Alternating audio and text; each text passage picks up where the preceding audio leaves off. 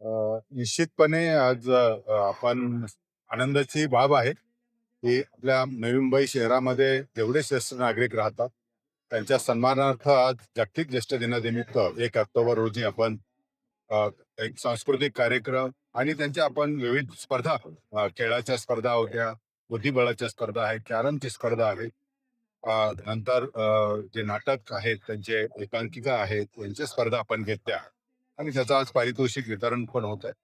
त्याच्याबरोबर ज्येष्ठांच्या बरोबर आपण एकत्रित्या येऊन एक काही दिवस काही क्षण आपण एकत्र घालतो, तोही एक चांगला निश्चितपणे आहे. ज्येष्ठांचे जे प्रश्न आहेत आणि त्याच्यासाठी काय उपाययोजना करता येईल तेही आज निश्चितपणे आजच्या ज्या कार्यक्रमाच्या माध्यमातून आम्हाला समजतं. मी सर्व ज्येष्ठांना खूप खूप या ज्येष्ठ नागरिक दिनाच्या शुभेच्छा देतो.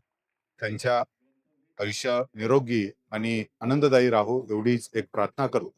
आणि हा ज्येष्ठ नागरिक दिन हा एक फक्त असा एक दिवसाचा कार्यक्रम न राहता आपण 365 दिवस या ज्येष्ठांच्या कल्याणासाठी त्यांच्या ज्ञानाचा वापर करून समाजाच्या विकासासाठी आपण सगळ्यांनी काम केलं पाहिजे असं मी मानतो.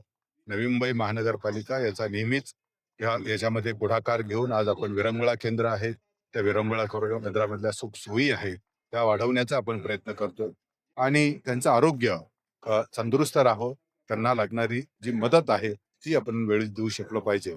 या भावनेतून नवी मुंबई महानगरपालिकेने अजून 1-2-3 उपक्रम आपण याच्यामध्ये सुरू करत आहोत. येणाऱ्या काळामध्ये मध्ये निश्चितपणे नवी मुंबईतले जे सर्व ज्येष्ठ नागरिक आहेत त्यांना या सोयी सुविधांचा निश्चितपणे लाभ होईल आणि त्यांच्या जीवनामध्ये आनंद राहण्यासाठी नवी मुंबई महानगरपालिका नेहमीच कसोशीने प्रयत्न करेल. एवढंच या निमित्ताने मी आपल्याला सांगतो. धन्यवाद. माझ्या चॅनलला सबस्क्राईब करा आणि बेल आयकॉन दाबा, जेणेकरून तुम्हाला माझे नवीन व्हिडिओ मिळतील.